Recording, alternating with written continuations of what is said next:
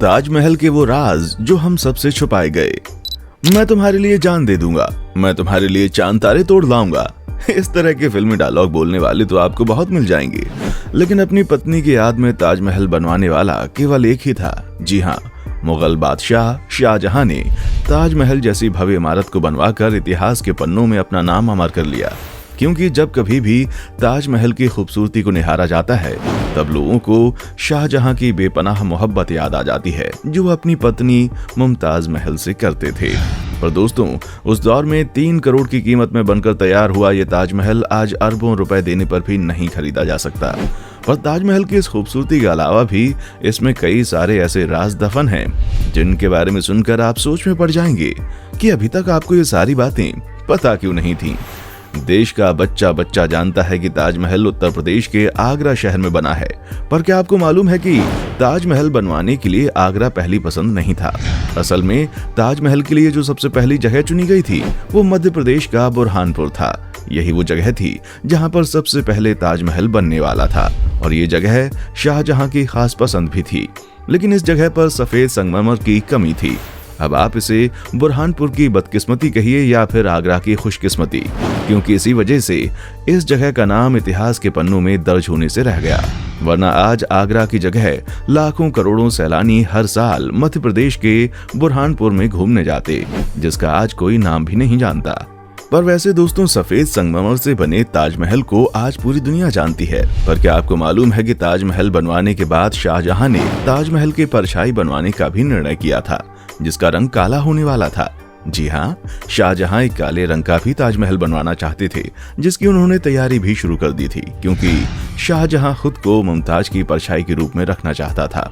इसलिए उसकी इच्छा थी कि मौत के बाद उसे इसी काले ताजमहल में दफन किया जाए। और ये हम अपने मन से नहीं बता रहे हैं, बल्कि शाहजहां के शासनकाल में भारत आए एक यूरोपियन ट्रैवलर ने अपने द्वारा लिखे गए दस्तावेजों में इस बात का साफ साफ जिक्र किया है कि शाहजहां काला ताजमहल बनाना चाहता था। उस यूरोपियन ट्रैवलर के अनुसार शाहजहां यमुना के किनारे ही एक काले ताजमहल की योजना बना रहे थे। लेकिन जब औरंगजेब ने अपने पिता शाहजहां को बंदी बना लिया, तो इस काले ताजमहल का सपना बनकर ही रह गया। अब ये सवाल काफी चर्चाओं का विषय बना रहा है, जहां अधिकतर लोगों को ये लगता है कि ताजमहल को बनवाने के बाद शाहजहां ने अपने मजदूरों के हाथ कटवा दिए थे। वैसे आपका इसके बारे में क्या कहना है? क्या आपको भी लगता है कि मजदूरों के हाथ कटवा दिए गए थे? कमेंट में फटाफट लिखकर भेजिए, क्योंकि अगर इतिहास के पन्नों को खंगाल कर देखें तो जनाब उसमें ऐसी कोई भी बात पता नहीं चलती जो ये साबित कर सके कि ताजमहल बनाने वाले मजदूरों के हाथ काटे गए थे। ये सिर्फ लोगों द्वारा कही सुनी बातें हैं, जिसमें किसी भी प्रकार की कोई सच्चाई नहीं है। अक्सर ऐसा होता है, जो चीज सालों से कही जा रही है लोग उसी पर विश्वास कर लेते हैं। और यहाँ भी कुछ ऐसा ही देखने को मिलता है, जिसके मुताबिक कहा जाता है कि जब ताजमहल बनकर तैयार हुआ तो शाहजहां ताजमहल को देखकर बहुत खुश हुए। उन्होंने मजदूरों के हाथ कटवा दिए ताकि दूसरा ताजमहल ना बनकर तैयार हो सके। पर आप खुद ही दिमाग लगाइए, भला कोई इंसान अपनी किसी चीज से खुश होकर क्या वो उसे बनाने वाले के हाथ काट देगा या फिर उसे इनाम देगा?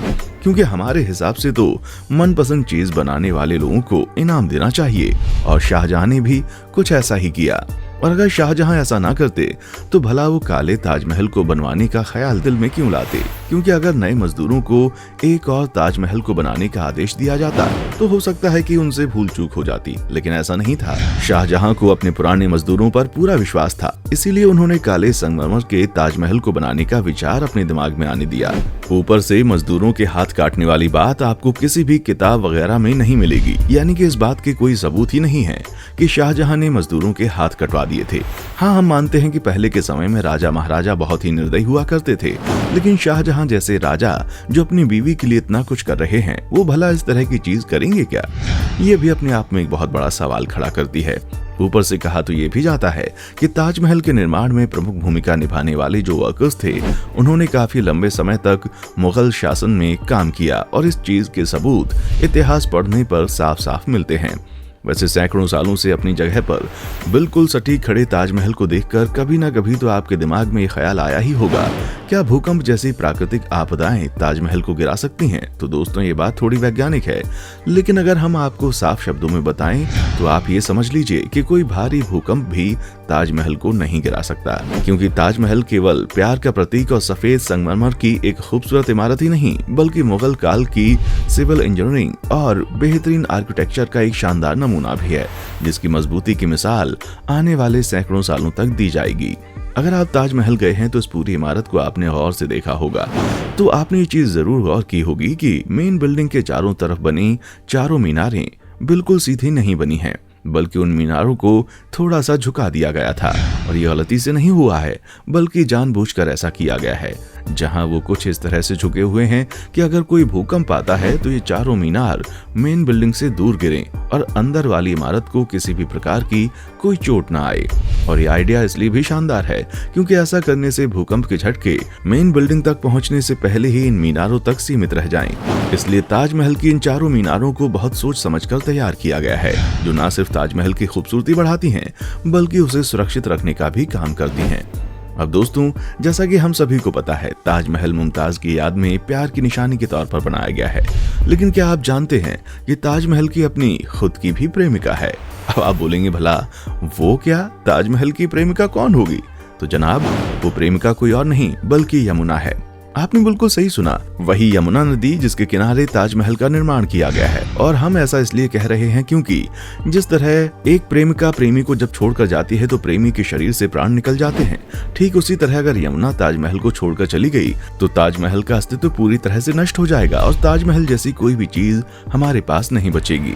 हम इस कहानी को एक लव स्टोरी की तरह इसलिए सुना रहे हैं क्योंकि ताजमहल की जो नींव है वो असल में लकड़ियों से बनकर तैयार हुई है। अब आप ये सोचकर हैरान हो सकते हैं कि भला 300 साल पुरानी इस इमारत की नींव लकड़ी से कैसे बनी हो सकती है? तो दोस्तों, ये बात बिल्कुल सच है, परंतु ताजमहल की नींव को बनाने के लिए आबनूस की लकड़ियों का इस्तेमाल किया गया है। आपकी जानकारी के लिए बता दें कि आबनूस की लकड़ी बहुत ही अलग तरह की होती है, जो एक तरह से पत्थर की तरह होती है, जो आम लकड़ियों की तरह पानी में तैरती नहीं बल्कि डूब जाती है। इन लकड़ियों की खासियत यह है कि इनमें दीमक नहीं लगती। साथ ही साथ अगर इन लकड़ियों में 30% से ज्यादा नमी बनी रहे तो आबनूस की लकड़ी कभी भी खराब नहीं होगी। और इसी तरह की लकड़ी ताजमहल की नींव बनाने के लिए बिल्कुल परफेक्ट थी, क्योंकि ताजमहल के केस में भी कुछ ऐसा ही देखने को मिलता है। नींव के रूप में लगी इन लकड़ी का संपर्क डायरेक्ट यमुना नदी से है, जो इन लकड़ियों में नमी बनाए रखती है, जिसकी वजह से लकड़ियां सालों साल बिना खराब हुए ताजमहल को मजबूती दे रही हैं। वैसे तो दोस्तों, ताजमहल के निर्माण और उसके इतिहास से जुड़ी ऐसी बहुत सी चीजें हैं जिनके बारे में आपको पहले से पता है, जैसे कि ताजमहल में मकराना के मार्बल का इस्तेमाल किया गया था और इसी मार्बल की वजह से ताजमहल की खूबसूरती कई गुना बढ़ गई। ताजमहल की दीवारों पर आपको एक से बढ़कर एक कलाकारी देखने को मिलेगी, जो मुगल काल की भव्यता और हुनर को दर्शाती है। बाकी ताजमहल को बनाते वक्त 22,000 से भी ज्यादा मजदूरों का इस्तेमाल किया गया था। साथ ही हजारों की संख्या में हाथी घोड़े भी ताजमहल के निर्माण में लगे हुए थे। उम्मीद है ताजमहल से जुड़ी रोचक जानकारियां आपको जरूर पसंद आई होंगी। अब आपका इस वीडियो के बारे में क्या कहना है, हमें कमेंट करके जरूर बताएं और इसी तरह की वीडियोस को देखते रहने के लिए चैनल को सब्सक्राइब करना ना भूलें। देखने के लिए शुक्रिया। दोस्तों, आपकी स्क्रीन पे 2 और वीडियोस दिख रही हैं, जिसे देखने के लिए आप इस स्क्रीन पर क्लिक करें। दोनों देखिएगा, बहुत अच्छी वीडियो बनी है।